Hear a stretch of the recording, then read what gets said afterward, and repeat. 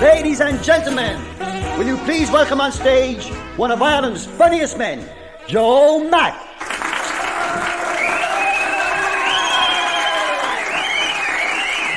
All right, thank you. Thank you very much. Thank you very much, ladies and gentlemen. Thank you, and you're all very welcome. Normally when someone starts telling jokes, they're usually about this fella and that fella and the Kerry man and this man and that man. But tonight, we're going to change things, and I'm going to start off by speaking about the fairer sex. We have some of them here in the audience, in fact. There's a story about a young nun in a convent, and she was left £100. And she went up to the Reverend Mother and she said, Mother, I've been left £100 by my Aunt Fanny that died. And the Reverend Mother said, that's wonderful. What are you going to do with the money? And the young nun said, well, I'm going to go out into the street and give it to the first poor man that I see. And the Reverend Mother said, that's wonderful. So the young nun went out into the street and she saw this poor looking man passing by.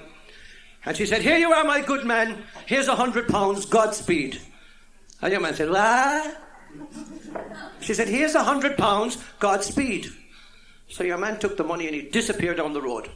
And the little nun went back into the convent and said her prayers and had an early night. And the next morning the doorbell rang in the convent. And the young nun, because she was the youngest, she had to open the front door. She went out and there was your man that she had given the money to the day before. And he handed her £2,000. And she said, merci. She said, what's that for, £2,000?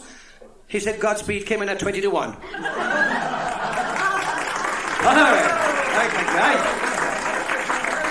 There's a friend of mine has a cousin who has a parish priest in Boston, and he's been there for years and years and years, and he has the same housekeeper for years and years, and they fight all the time, but they still get on.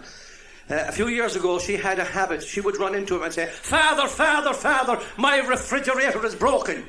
And he'd say, Nora, it's not your refrigerator. It's not my refrigerator. The people of the parish bought it for us. 'Tis our refrigerator. Will you think of that, Nora? I'm sorry, Father. I'll try and remember that in the future. The next day, Father, my stove is broken. Nora, I told you before, it's not your stove, it's not my stove. The people of the parish bought it for us. 'Tis our stove. Will you try and remember that? I'm sorry, Father, I'll try and remember that. Everything was quiet for about a week, and the bishop came to visit the priest, and they were sitting in his study, and the door burst open. In comes Nora, and the priest said, what is it now, Nora? She said, Father, there's a mouse under our bed. Right. You've all heard of Ian Paisley. Well, he went on a world tour, and his travels took him to Toronto and Canada. And as he stepped off the plane, there was a big crowd waiting, and he was delighted. He thought it was for him, but they kept shouting, Elvis, Elvis, Elvis. And Paisley didn't like that one bit. So he got into his limousine and he went off to the hotel, where another crowd had gathered outside the hotel, and they were also shouting, Elvis, Elvis, Elvis. He didn't like that very much either. So he decided to go to his room. He went into his bedroom, and there was a naked blonde strapped to the bed. And she's saying, Elvis, Elvis, Elvis. And Paisley said, well, a one for the money, a two for the show. All right. There was two Cork women, rather getting on in years. They were great friends, and they used to go shopping together, and they'd go visiting each other. And one particular day, they were doing the shopping all over town, into the English market and up and down Patrick Street. And the call of nature came, and they went out to the ladies' toilet that used to be near the Opera House. That was a lovely building, wasn't it? I believe it was blown away.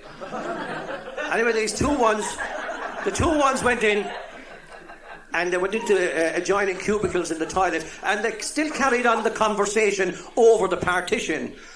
And one said to the other, how's your daughter, Maggie? And the other one shouts back, oh, she's grand, Noni. She's learning the piano at the moment. Is that right? Did the other one. And what does she play? So the other one shouts back, at the moment she's playing Chopin's Nocturne in E-flat minor. And the other one shouts back, "Oh, oh, that's a hard piece." Well, they were great friends. I think they came from around Ballyphehane. Yeah. And the mission was on in Ballyphehane, so the two of them decided to go to the mission. And they were sitting in the front seat of the church, and the missioner was banging the pulpit and giving out the text for the night was the 6th commandment, which is adultery. And the missioner was saying, adultery is happening in the parish, all over the parish, in the back seats of cars, in garden sheds, in coal sheds, in back halls, in gardens, under hedges. And the two ones were nudging each other and looking up into the missioner's face. And on the way home, one said to the other, she said, Maggie. The other one said, ah. She said, Maggie, what's adultery? And Maggie didn't know. And rather than appear ignorant, she said, it's farting.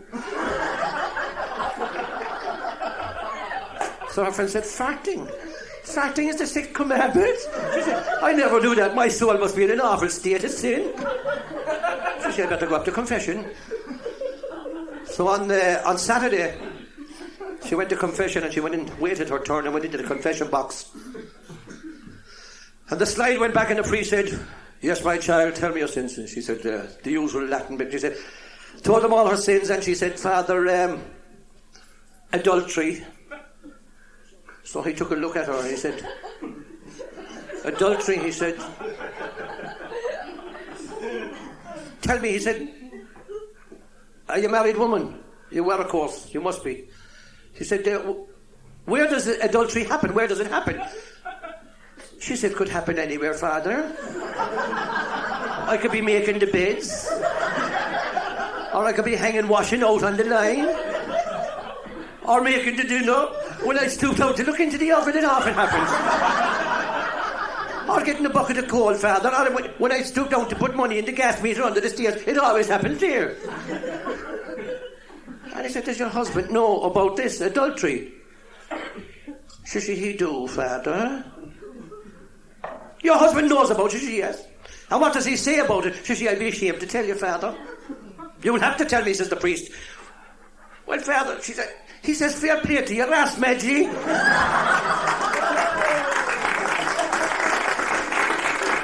That's a true story. I lived next door to that woman. You could hear her. Every day committing adultery. This woman was walking past the courthouse. And she saw a friend of hers coming down the steps of the courthouse. And the one coming down the steps was looking very upset. So her friend said to her, Mary, what's wrong with you? So Mary said, I'm after being up before the judge. She said, you know, the husband, Dinny, is in the docks. And Dinny has an awful habit of coming home on a Thursday and using the kitchen sink as a toilet. She said, I'm always threatening him that I'd cut it off him. She said, 2 weeks ago, last Thursday week, he came in with langers. And I was washing cabbage in the sink. He came in and he headed straight for it. She said, so I made a dark at it with the sharp knife. She said, I cut the top of it off. She said, and the judge knows after telling me keep the peace. But she said, I couldn't, I was after giving it to the dog.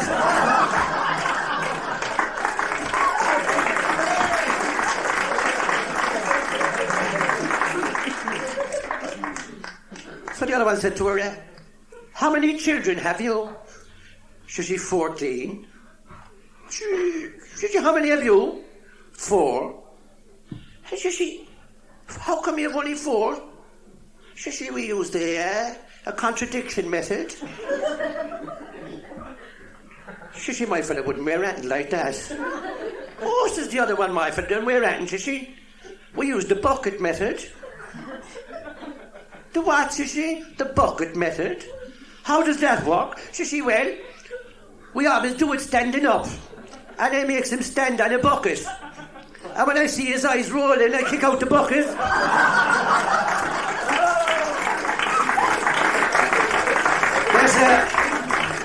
There's a certain part of Italy, out in the country, and the custom there is that when there's a marriage, that the bride's mother will go on the honeymoon with the couple.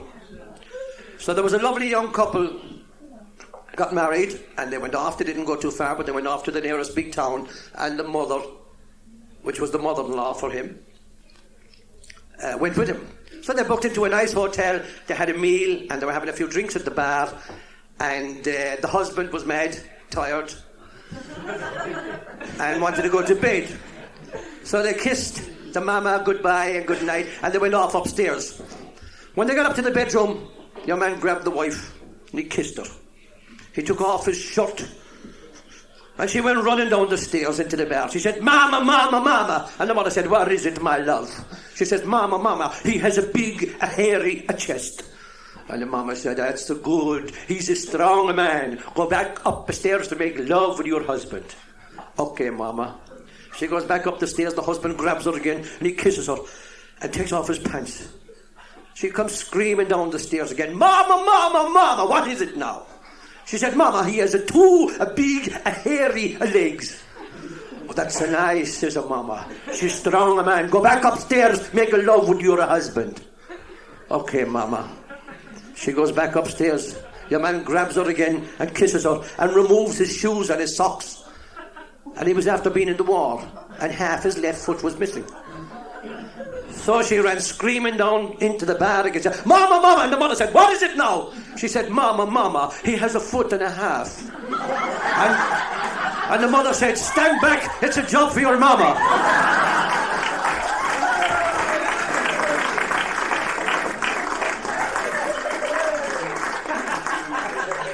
There was a ballet dancer. Arrived at the doctor's and went into the doctor's surgery. And he said, "Yes, what seems to be the trouble?" She said, "Doctor, I'm a ballet dancer. I'm a professional dancer." She said, "And I have this problem." He said, "Yes, what is it?" She said, "Well, every time I jump up in the air, I break wind." She said, "But the one thing about it is there's no smell." So he said, "Perhaps you could give me a demonstration." So she danced around the front, up in the air. And she did a couple of spins around it, and a big somersault.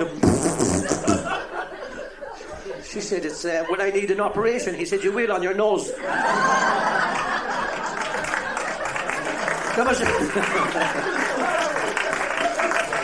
He cured her. There was a couple and they were married for 30 years. She was an addict for bingo and went out 6 or 7 nights a week playing bingo. He was out of work and she was very mean and she would give him no money at all, only when she felt like it to have a pint. One particular night she said, "I feel lucky tonight," she said, "and there's a massive jackpot. I won't be late." Off she goes and he's sitting looking into the fire, fed up. So after about a half an hour he decides he will search the house, look at all the biscuit tins, drawers and vases to see if he could find any money. Nothing. He goes to his own wardrobe and he finds a shoebox. And he said, "She's after buying a pair of slippers for me now for Christmas." He opened the shoebox and there inside it, there's 2 hen's eggs and £450 in cash. So he counted the eggs twice. And then he counted all the money. He just had it counted when he heard the front door key rattling. So he put all the money and the eggs back in the box back in the wardrobe, and he ran downstairs and sat down by the fire. In she comes, he said, "How did you get on?" Says, "I only missed it by one number. One number." Says he, "Sit down, I want to talk to you." She said, "What?"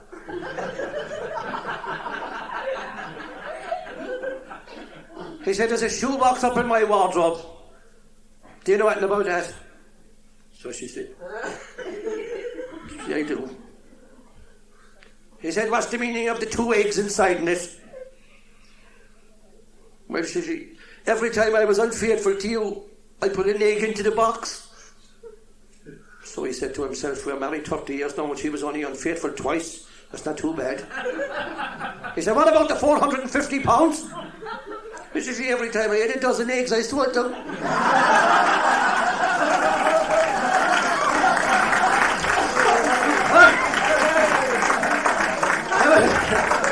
Don't stop. There was a fella living up in the top of Churchfield, and he was on the dole for 20 years. He had 18 children, never worked in his life. And he used to sign on the labour exchange 3 days every week. And the one particular thing about this man is he had a most peculiar impediment. It went something like this. Old stock. Oh, yeah, I know. And he'd arrive down the labour exchange every Tuesday. He'd walk in. Old stock. Any jobs? They say, no, Mr. Murphy, sign here. Thank you. Next day. Old stock. Any jobs? Sorry, Mr. Murphy, sign here. This went on for 20 years. He had 18 children.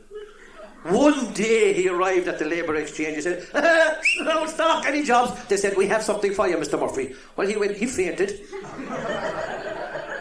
So they carried him into the supervisor's office and they gave him a glass of brandy. So he fainted again. Eventually when he came round and he said,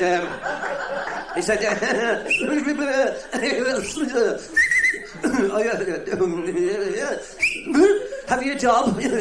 Yeah, well, we have, Mr. Murphy, we have a job for you, and you start tomorrow. He said, you have to travel abroad. You'll be leaving first thing in the morning. He said, have a case packed, be outside the labour exchange at 8 o'clock. He went home and there was a big party. So he arrived down the labour exchange the next morning, 8 o'clock, and a taxi brought him up to Cork Airport, and he was put onto a private jet and flown for 6.5 hours and landed in the middle of the Sahara Desert. The plane came to a halt, the door opened, and he stepped out into the heat. And there was a man waiting in a big limousine, a big Mercedes Benz. Well, the car was a Benz and not the fella driving it. And he said, you are Mr. Murphy. That's right, so stop. I said, please, come with me. So I went into the back of the car, beautiful, air-conditioned, and driven away across the desert, and in the gates of a most beautiful palace. He was walked in through long halls, through corridors, until eventually he came to a big room, and it was all gold and silk, and there was a man sitting on the floor, a sultana. A sultana, yeah. And there was all ones around the place, half naked, all beautiful young girls. And the sultana said to Murphy, said, you are Mr. Murphy from Cork in Ireland.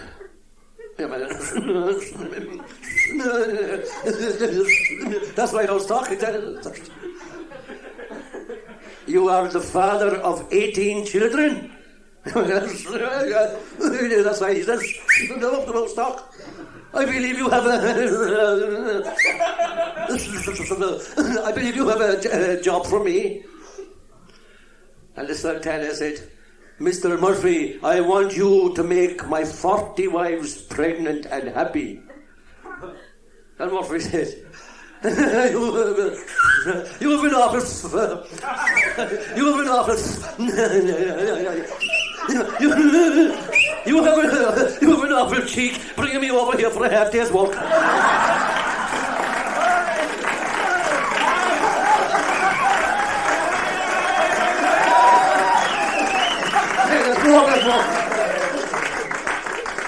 It was a Tuesday in heaven. And Tuesday is the day when they were taking married couples only. So St. Peter was at the gate with his book and his pencil and checking the couples going in. Everything was going well. Eventually St. Peter stops this couple and he said to the man, he said, I know you, he said. I remember you from out, he said, you were a drunkard. You were very, very fond of the drink altogether, he said. And you loved the drink so much, you married a girl called Sherry. Now, he said, go to hell. So another couple came up. Said, hold it, he said. And he said to the husband, I remember you. He said, when you were on earth, you were a miser. A very, very mean man. You loved money so much that you married a girl called Penny. He said, now go to hell. And And a fella down the queue said to his wife, "Come on, Fanny, we haven't a chance." I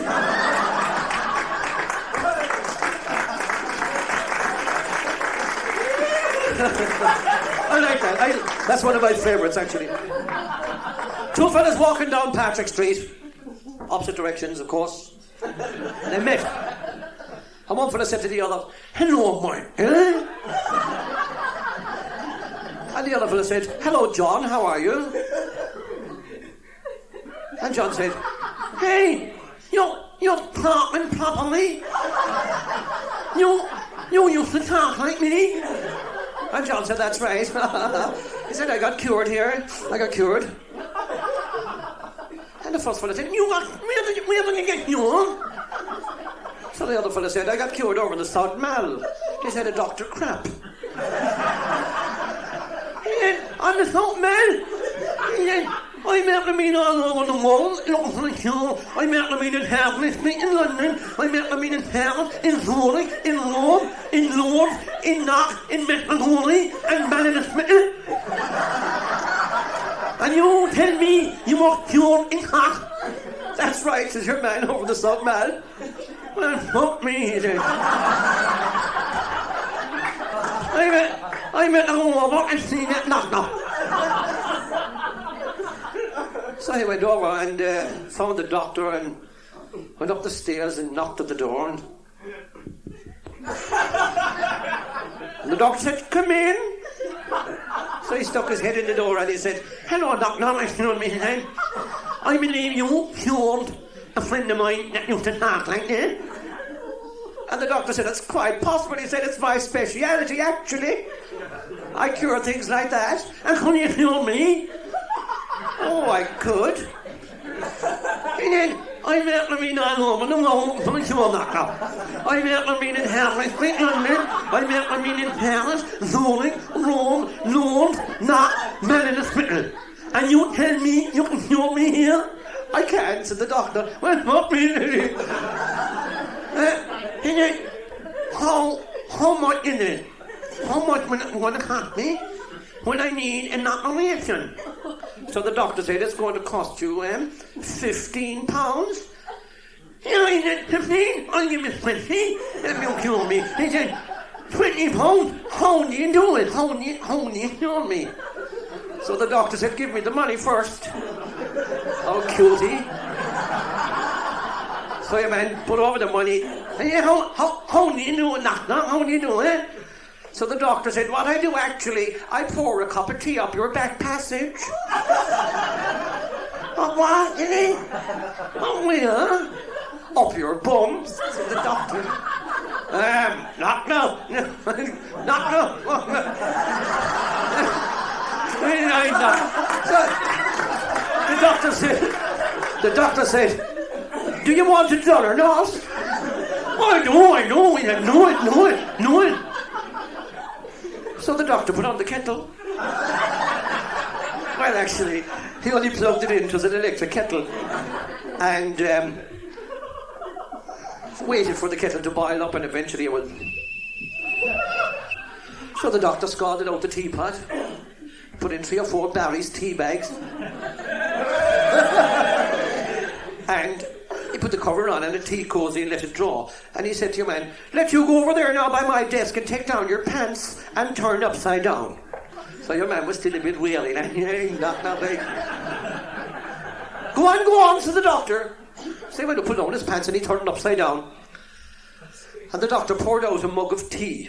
And he got a small little plastic funnel and put a bit of Vaseline on the end of it. And he went over and he put the funnel in place. And he started to pour the tea. Well, your man stopped. Oh, doctor! Doctor, stop! The doctor said, "What's wrong? Is it too hot?" He said, No, he said, "There's no sugar in it."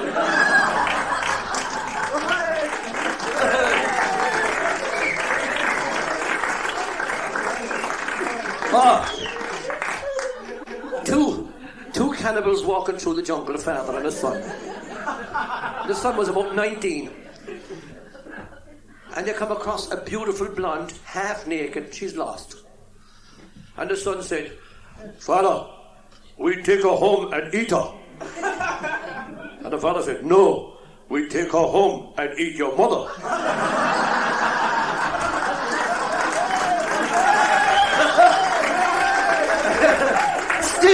Still in the jungle. Still in the jungle. An Irishman, an Englishman and a Scotsman. They're after being caught by the belugas. And the three of them are going to be it. There's a big pot and a fire. But they tossed a coin to know who was going to be it first, and the Irishman lost it. So they tied up the Englishman and the Scotsman to a tree. They put the Irishman into the pot.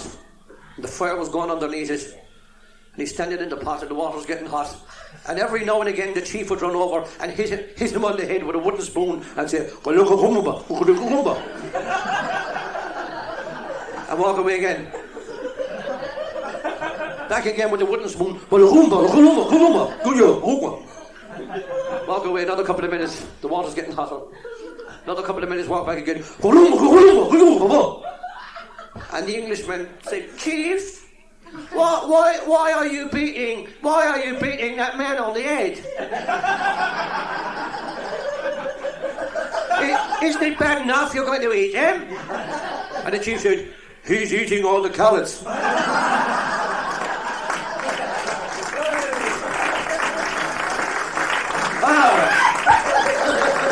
love that. Get it? Eating all the carrots. Two Kerry men up for a match in Dublin. The semi-final between Mayo and Kerry. And they're walking up Henry Street. And there's a parrot on a perch outside the shop window. And the parrot is saying, come on, the kingdom! Come on, the kingdom! Come on, the kingdom! And the two lads are standing with their mouth open watching him. And one said to the other, didn't even go in and buy it. Come on, so the other fella. So they went in and they said, how much is the pigeon? The man inside the shop, I said, that's not a pigeon at all. I said, that's a parrot. And that parrot's after being in the family for 75 years. I couldn't sell it, he said. I couldn't sell it. For no money, I couldn't part with it. He said, well, I tell you what I do with you, he said. I'll sell you 4 of the eggs, he said. They're bound to be talented. £20 for 4 of the eggs. Get the last of the eggs now. So the lad said, we'll take them. You can't go around there. You can't go around there, he said. So they wrapped them. He wrapped the eggs up in cotton wool. He put them into a box, and the lads went off to the match happy. But the match was a draw. And the lads had to go back down to Kerry. And they put the 4 eggs in under the hen. And they hatched out. And there was a pigeon, a crow, a jackdaw, and a seagull. Came out of the eggs. So the lads went back up for the replay, and they're walking up Henry Street, and there's the parrot on the perch again. Come on, the kingdom! Come on, the kingdom! Come on, the kingdom! And one of the lads said, shag off, you prostitute!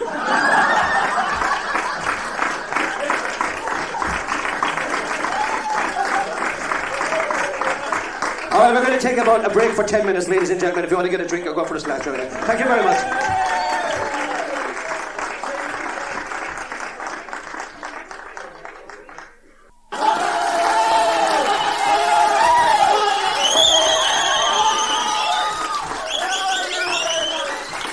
Thank you. Actually, before I came on here tonight, I knew I was going to be a success because... That's true, I'll tell you how I knew it. Because the group that was on before me were good. Now, normally, I'll tell you that if the group on before you are good, you know, you can be good. For instance, I played in a place last week. I did an appearance in a club last week. And the group that were on before me were so bad that the people kept booing them while I was on. In fact, some of the people even got up and left on account of them being so bad while I was doing my thing. Anyone here tonight from Kerry? Well, there was a man from Waterford. No, I tell you what, I don't want anyone to get the idea that I'm discriminating. I tell jokes about people from everywhere. Killarney, Dingle, Sneem, Tralee. There was a Kerry man got a job in Cork City last year. And that's a good trick at the moment. And it was a good job. He had digs, he had nice digs, comfortable digs, and he was happy enough, except every time he'd walk into a pub or a shop, the minute he'd open his mouth, some fella would say, "You're from Kerry, aren't you? Did you hear about the story about the Kerry man? Or did you hear about the Kerry this or the Kerry that?" And the young man got fed up. So he decided he'd like to change his accent. And there's a university up in Coleraine in County Derry where they specialise in accent changing. That's where I got mine, actually. So your man rode off and he said, he told the people up there he'd like a nice, soft Donegal accent, and would it be possible? And they wrote back to him and told him to be a 3-month course and he could come up when he liked. So he got leave of absence from the job, went off up to Coleraine, and he studied hard, and he listened to tapes, and he watched videos, and pronounced, and he worked and worked and worked. At the end of the 3 months, he did his exams, and he was heading for Cork. Mad anxious to try out the accent, mad to go. He stopped the car in Mitchelstown. He parked the car and he went into a shop, and he said to the man behind the counter, he said, "Could I have 20 Rockmans and a box of matches there, please?" And the man said to him, "You're from Kerry, aren't you?" And he said, "How did you know that?" The man said, "'Cause this is a butcher's shop."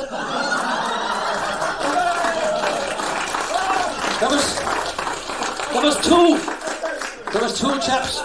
was two chaps from the same area, Kerry, and they decided they would like a spin on the Cork-Swansea car ferry before it went off the road. So, someone got the tickets for them and off they went. It was the first time out of the parish, not to mind being the first time out of the country.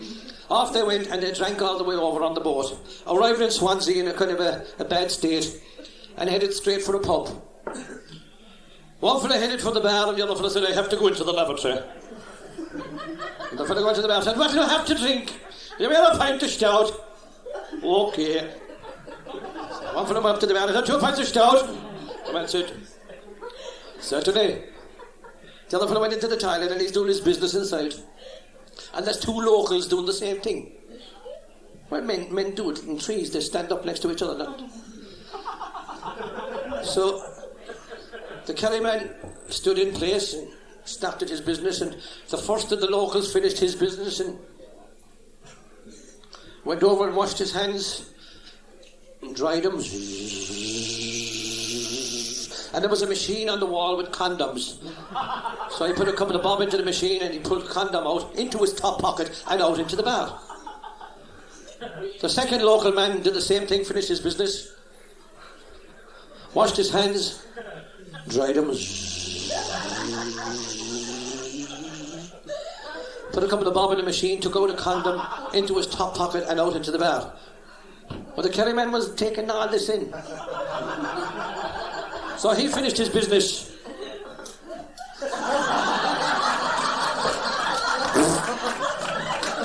He went over and he washed his hands for the first time on his own. He dried them. And he wasn't going to be outdone. He put money in the machine and took out a condom. And he went out into the bar. And he said to his friend at the bar, "What's the beer like?" And his friend said, "It isn't too bad." "Why?" He said, "I hope it's better than the chewing gum."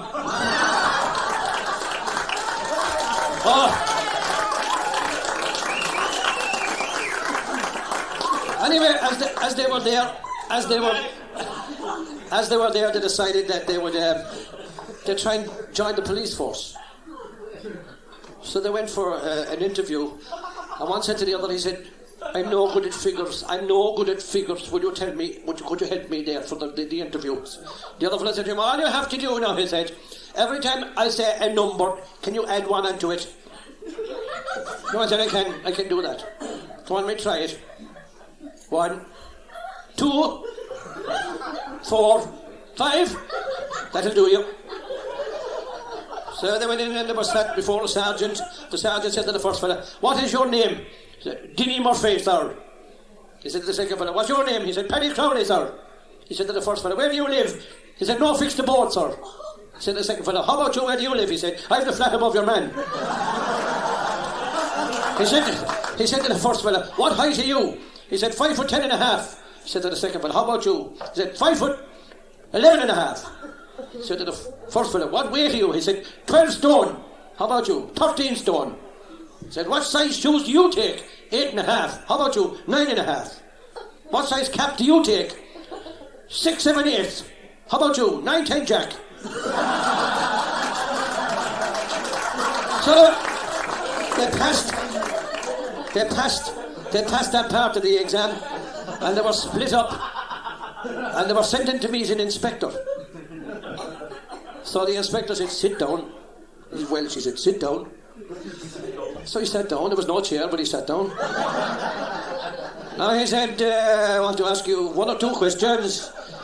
He said, are you a Roman Catholic? I am. He said, can you explain the Blessed Trinity? Oh, yes, you can. Father, Son, the Holy Ghost. Very good. He said, can you tell me who killed our Saviour? The man said, no, I don't know that now, he said. And the inspector said, well, let you go and find that out, and when you find out, come and see me. So he headed off out. He passed his pal on the way out, and your man said to him, how did you get on? He said, I'm in. I'm on a murder case.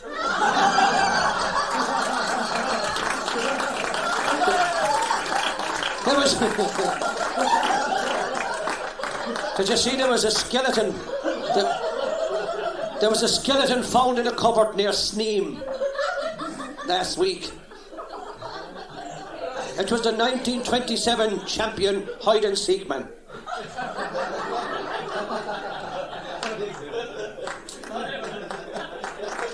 All right. Anyway, the 2 lads that couldn't get into the cops eventually were thrown out, and they got a job on a ship, Stoken. And it was a luxury liner, and to touring the world. One day in the Pacific Ocean, I nearly said the Pacific Ocean. One day in the middle of the Pacific Ocean, the ship struck an old war mine and blew into pieces. And the 2 lads from Kerry were the only survivors.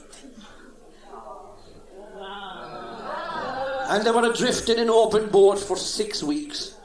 The blazing sun every day down on top of them. They had no food, no water, nothing. Only one of them had a digital watch. And he knew how to work it.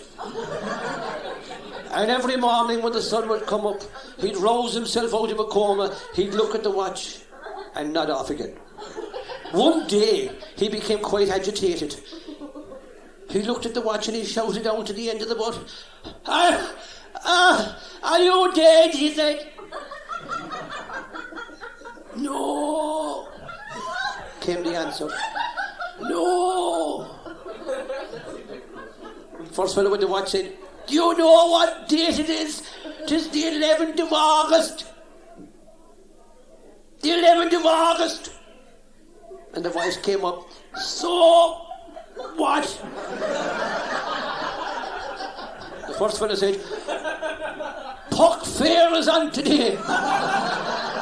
Puck Fair is on today, he said. And the other fellow said, Jesus having their grand day for it. Anyway, he died. The fellow that had the watch, he died. And eventually the boat ran up on a little desert island, and there was water there, and there was fruit and nuts and plenty to eat and drink. And your man was there. He got nursed himself back to health, and he had nothing now. The watch had fallen off, and all he had left was a pocket. And he used to walk up and down the beach every day with his hand in his pocket, looking out to sea. And then he'd turn around and he'd swing the pocket off to the other side, and he'd walk back down again. And one day, while on his walk, he stubbed his toe on something in the sand, and he bent down and he picked it up, and it was a strange-looking bottle. So he wiped it off, and out popped a genie. Said, "Oh, master!" Young man looking stupid. Said, "Oh, master," he said, "I am the genie of the bottle. You have 2 wishes, and your wish is my command." And your man said, "You know what I'd love now? I'd love a never-ending pint bottle of Guinness." It was in his hand. So he used to...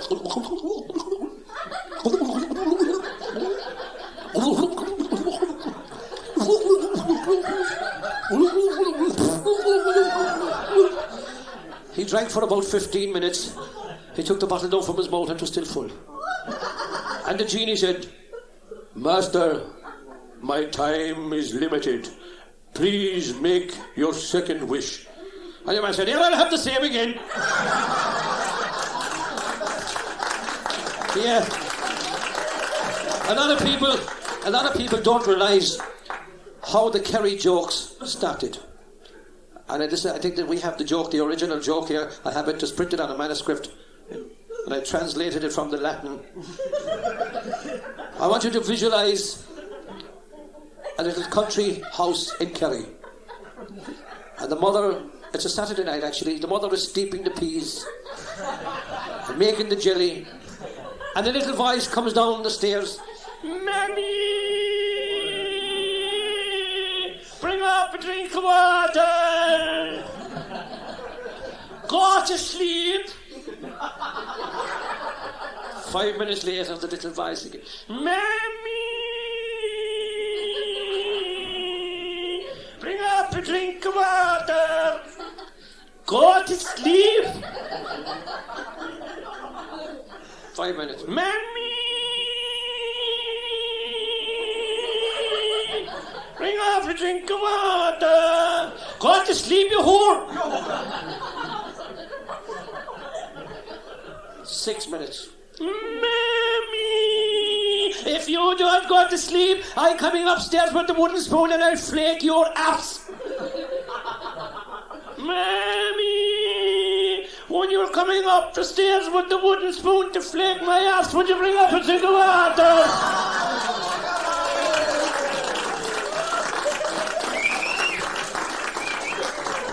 Alright, you know Kerry is famous for tourists. There was an American tourist, an old man, as they'd say in Cork. He was crabbit. And he was dressed now in the plaid coat and the light green pants, the hat, sunglasses and cameras. He's walking into a pub in Killarney and there's a black Labrador sitting by the door of the pub. So he walks past the dog straight up to the barman and he said, Hi, he said, does your dog bite? He had a no. Not at all. So the Yank walked back off to the Labrador and he went to rub him with the dog. So the dog bit the hand off him. So he went up to the barman and he said, I thought you said your dog didn't bite. And the barman said, that's not my dog at all. My dog is at home.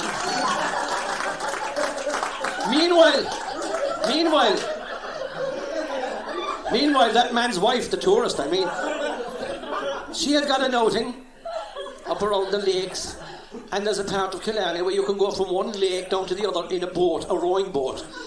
And this old frail woman with blue hair, and she's looking at the boat, and she says to the boatman, Oh my God, it looks so dangerous. And he must say, not at all, no, there's no danger at all, so yourself into that will be grand, you must have not. And she said, Pardon? He said, there's no fear you at all, so I'll jump into the boat and be sound out. But she said, the boat looks so frail, and the rocks are so sharp, and the water is so fast. Have you lost anyone here? The man said, no, we never lost anyone here. There was a few drowned, all right, but we never lost.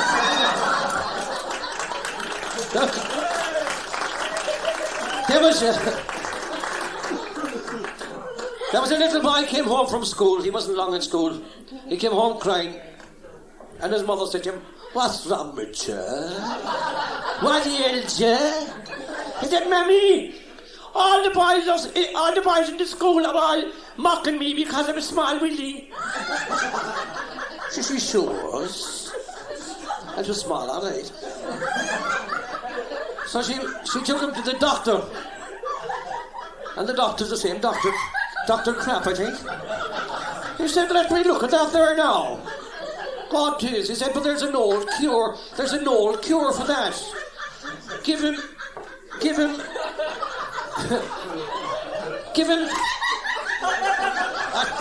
4 slices of toast. Give him 4 or 5 slices of toast in the morning and see how you get on. Thank you, doctor, says she. So I brought him home. The next morning, the young fella came down for the breakfast, and there was that heighty toast on the table. I said, the child said, is all that for me? Come here, see, that's for your father.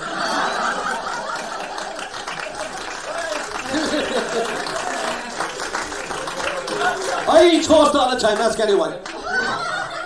There was a fellow walked into a bar, ordered a pint, sat up on the stool, had a sip out of his pint, and he took a box out of his pocket. Opened the box and took out a beautiful miniature grand piano. It was a perfect replica of the real thing. Put it on the counter. Out of another pocket he took a little parcel. Carefully opened it up. And it was a mouse in a dress suit. He took the mouse out. Out of his top pocket he took a small little piano stool. Put it by the piano and put the mouse sitting on the stool. And a crowd gathered round. So the mouse started playing.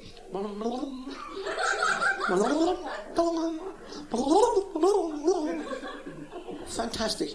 He put his hand in his other pocket. He took out another small little tissue paper and he opened up, and there was a beautiful budgie dressed as an opera singer. A woman, budgie.